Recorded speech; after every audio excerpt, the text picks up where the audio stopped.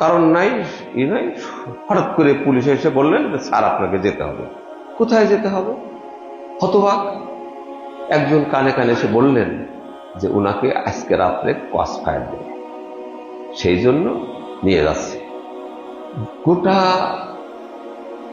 জেলখানার মধ্যে যারা ওনাকে ভালোবাসতেন তারা, তাদের চোখে পানি এসে গেল, চেহারায় মলিনতা এসে গেল। স্যারকে নিয়ে যাচ্ছে হঠাৎ করে, ঘটনা কি?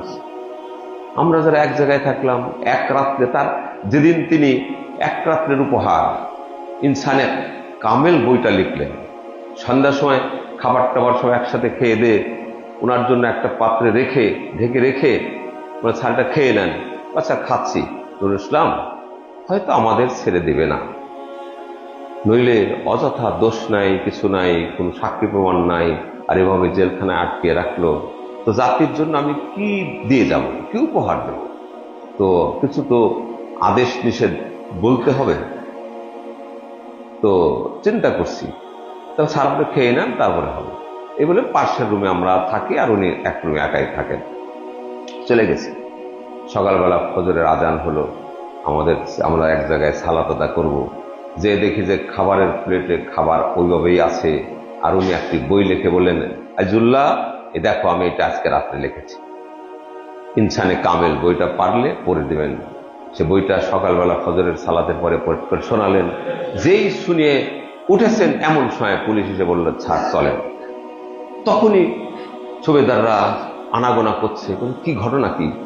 বলা যায় না, যে অবস্থা দেখছি কি যে হয়, স্যারকে আর ফিরে পাওয়া যাবে কিনা, সবার চোখে পানি এসে গেল।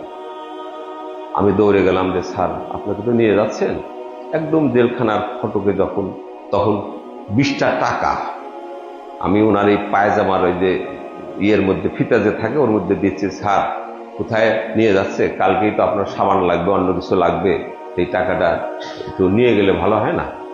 গোপনীয়ভাবে পুলিশের চোখের আড়ালে এটা করতে চাচ্ছি। স্যার বললেন, নুরুল ইসলাম আমার রাসূল তো এটা শিক্ষা দেয় নাই,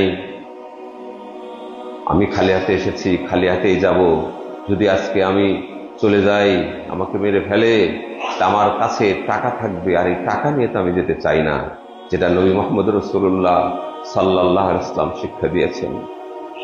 উনি অসুস্থ অবস্থায়, বারবার লোকেরা পানি আনতেছে আর মাথায় ঢালছে, উনি বলছেন 7 কুয়ার পানি নিয়ে এসো। হাদিসের কথা, যে মানে অনেক পানি দিয়ে পানির টবের মধ্যে ডুবিয়ে রেখেছে, আবার সুস্থ হচ্ছেন। তখন বলছে সালাত কি হয়ে গেছে? বলে না, তাও বক্তাকে বলো সালাত আদা করে দিতে।